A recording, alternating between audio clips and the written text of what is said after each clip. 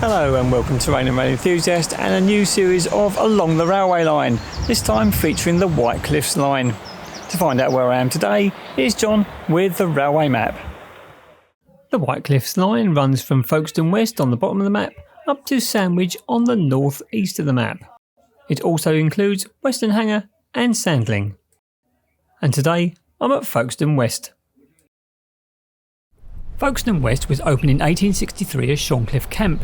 As the name suggests, it was placed here to serve the military base close by. Basic facilities were placed initially with a single-storey clapboard structure on the London-bound side. The coast-bound side had a basic canopy which did provide a little cover from the elements. A basic siding arrangement was in place here, although it wasn't a proper goods yard, rather just a collection of refuge sidings. However, the one on the coast-bound side did go the length of the platform, effectively make it an island one. However, the station was improved when it was moved some 150 yards to the east. In this map, you can see the improved goods facilities and general station. New buildings were erected, this time of brick, and canopies were also a feature on both platforms. 2 through lines enabled fast trains to bypass the station altogether. 6 sidings would eventually be situated here, although no evidence of them or indeed the through tracks remains today. A signal box placed at the west end of the station controlled all the station's lines. A short-lived 1,500 yard long line extended to an exhibition in 1886 for just 1 year's operation. A branch line, the Elm Valley Line, came into use in 1887 just to the west of the station, and this was controlled by a secondary signal box. The line was to exist in some form until 1947, when it closed permanently. Improvements to the overall line were to be made during the electrification process in the 1960s, with extensions to the platforms here to accommodate 12-car trains and a rename to the current Folkestone West. However, even with the improvements, the goods yard days were numbered and it closed in 1968. After the closure of Dover Western Docks in 1994, the vast lines were removed and the station has remained in its current configuration ever since. However, as we shall see, the station is still well looked after and used by the general public.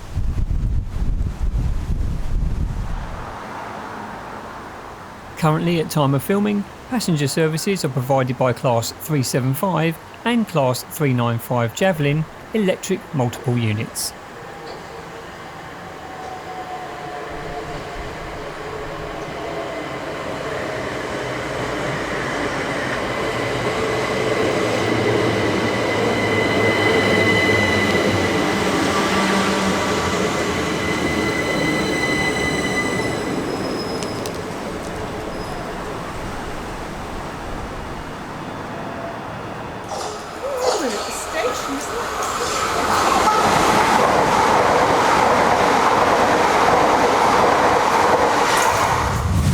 So hello then, welcome to Folkestone West and a nice brick built station building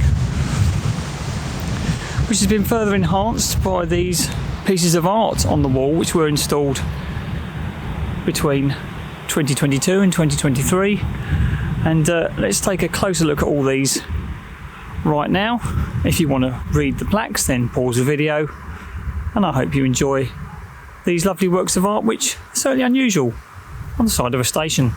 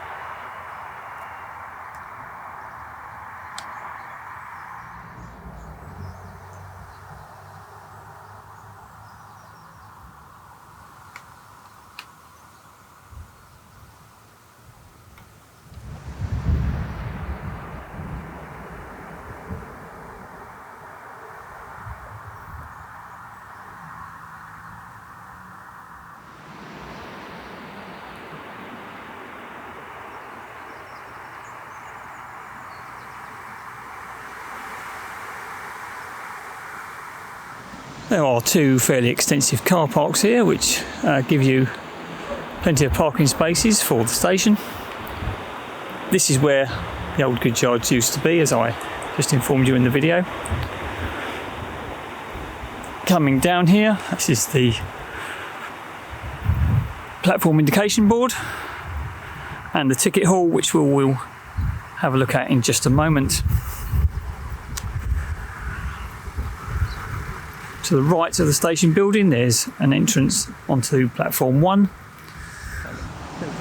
and there's a electronic ticketing machine, as this station isn't fully staffed, only until 12 o'clock I believe on weekdays. There is a bin, some various posters. As I say, the entrance to platform 1, there's a departure board and a fairly extensive bike rack for the size of station. Just to the side of the entrance there is an information board, platform information board, telling you to get to platform 2 there are steps to go down.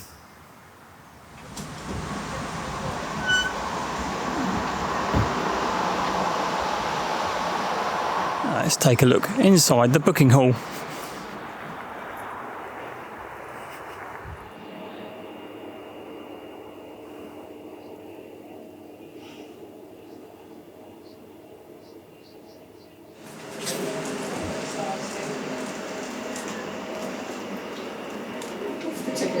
Oh no, sorry for the coffee.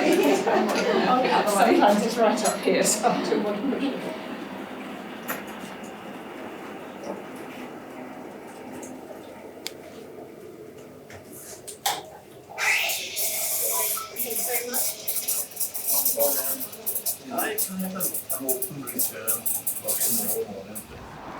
Okay, coming out of the booking hall onto platform 1, you'll get a platform information board. Down there are the steps to platform 2. We'll have a look at those in a moment. Carrying along down, a nice wide canopy, that's going to keep you dry. Some seating. There's another bin there, which is fantastic. A London and South East Rail Services map. Some passenger accessibility information, because as I've noticed there is only those stairs along to platform 2, but I think you can use the roadway to go around. I will check on that.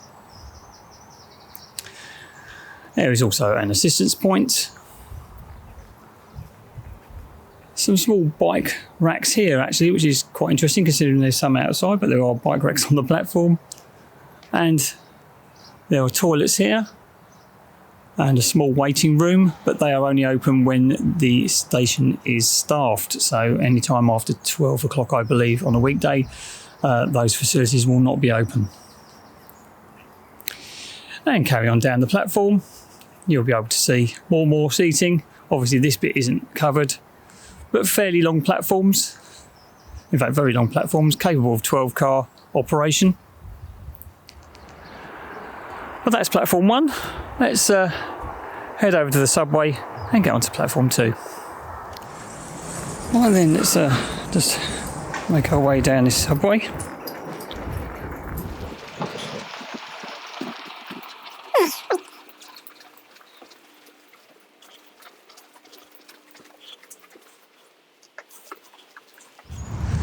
Okay, after coming up from that subway, you'll find yourself on platform 2, and if you immediately turn right, you'll come into this little area. Some very nice original ironwork there.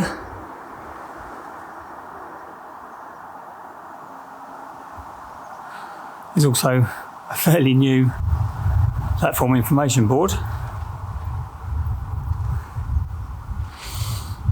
And this will take you out onto a very much smaller car park, but as I suspected, you could walk around the station building and back up to here to reach platform 2. It is a little bit more of a walk, obviously, and not really ideal.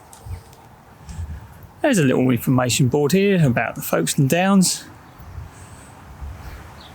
which is quite nice if you need to go for a walk. The station building this side is very, very similar to that on platform 1, which gives the station a nice symmetrical feel. No pieces of artwork this side, but there are plenty of places where that could be done in the future. I'll continue our little walk around here. There's nothing I can see of historical interest at the moment,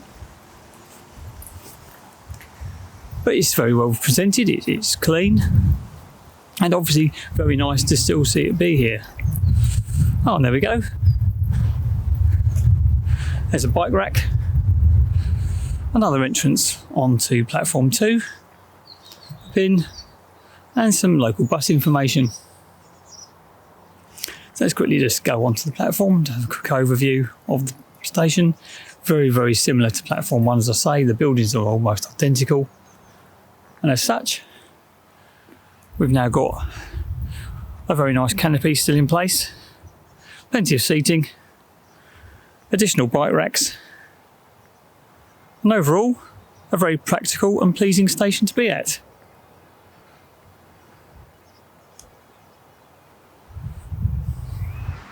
The statistics for Folkestone West are that it opened in 1863.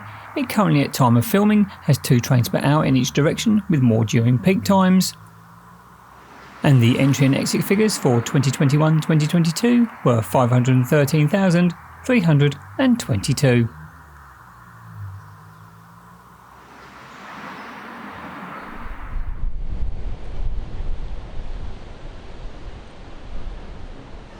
Folkestone West is a very pretty station which serves its community well.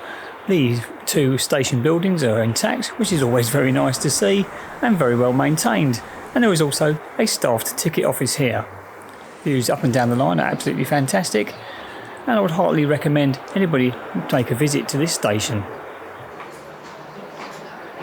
If you enjoyed this video, then please like, comment and subscribe, and if you can, get out there, get on the railway and see where it takes you. Thanks very much for watching.